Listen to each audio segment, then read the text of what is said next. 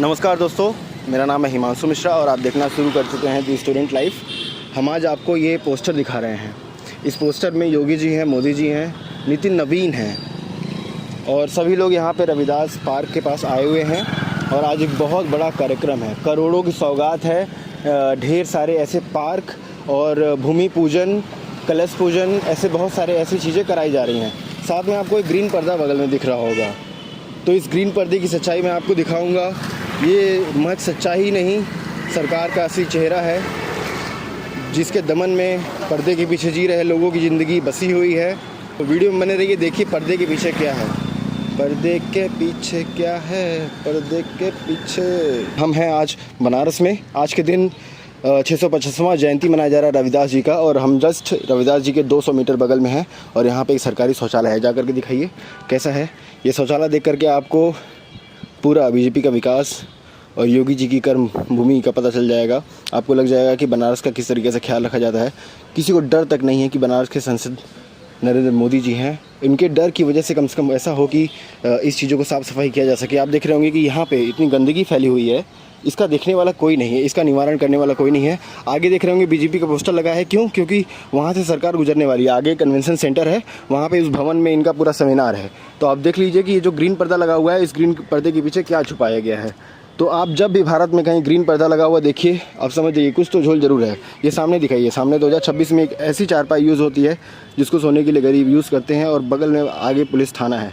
कोई इन गरीबों पर ध्यान देने वाला नहीं है। बगल में 200, 500, 1000 करोड़ के प्रोजेक्ट लगे हुए हैं और ये निरंतर चल रहे हैं। इन विकास की प्रगति और विकास की गति में ये गरीब पीछे छूट जा रहे हैं, जिनको हमें लेके जाना बहुत ज़रूरी है। सामने बच्चे खड़े हैं और वो जीवन में बहुत कुछ बनना चाहते हैं। कि किसको साइकिल चाहिए, किसी को शिक्षा चाहिए, किसी के पास आधार कार्ड नहीं है, नहीं तो वो स्कूल में एडमिशन ले लेते। सोचिए इन बच्चों से कौन आधार कार्ड मांगता हुआ जब ये स्कूल पढ़ने के लिए जाते होंगे।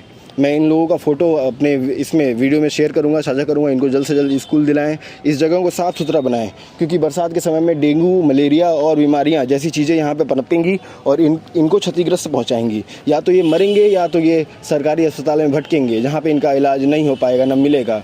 इनको हर जगह से भगा दिया जाता है, वंचित कर दिया जाता है। यहाँ तक इनको स्कूल में नहीं एडमिशन दिलाया जाता, इनको स्कूल तक का बाथरूम तक यूज़ करने पे मनाही की जाती है। मैं ये डेटा आपको यूपी के बनारस के प्राइमरी स्कूलों और सरकारी स्कूलों की सौंप रहा हूँ कि बच्चे शिक्षा से वंचित हैं। बच्चे, छोटी सी साइकिल होती तो वो कुछ उत्कृष्ट अच्छा कर सकते। ये पूरा मैंने आपको बाथरूम दिखाया, आपको देख करके ताजुब हुआ होगा।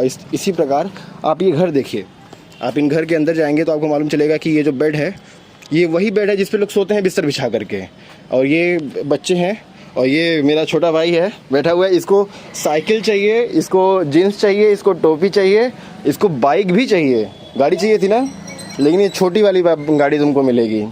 तो ये बच्चा है और ये बच्ची है जिसको डॉक्टर नहीं बनना, पुलिस बनना है।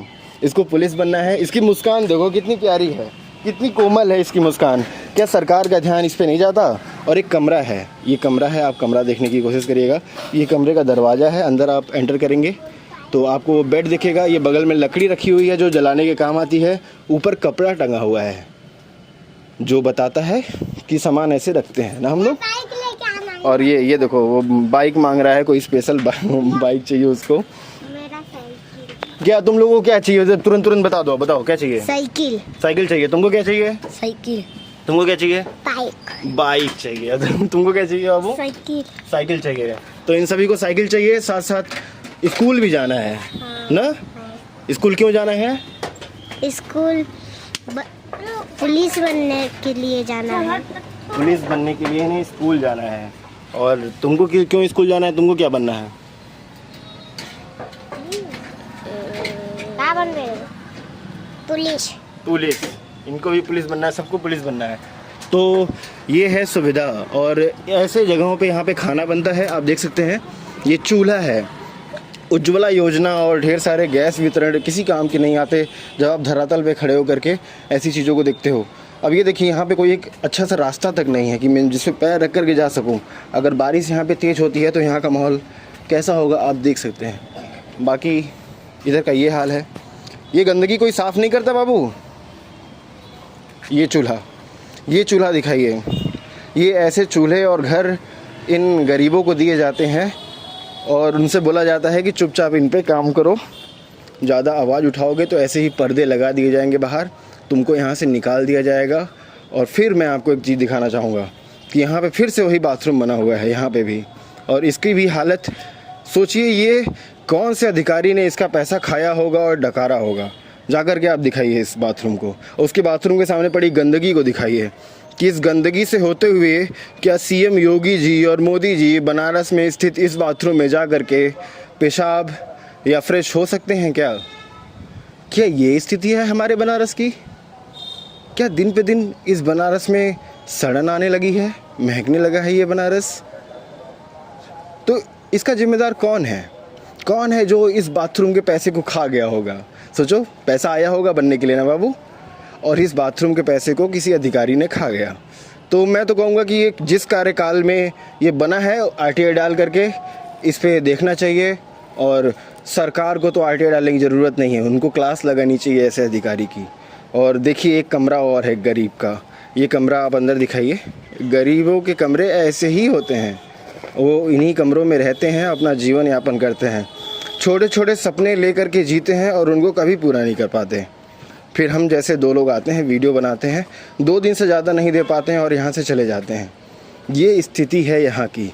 अगर बरसात में, मैं अगर आपको बताऊँ, अगर बरसात में यहाँ पे बारिश होगा और कोई गलती से इस तार को छुए तो करंट भी लगती होगी।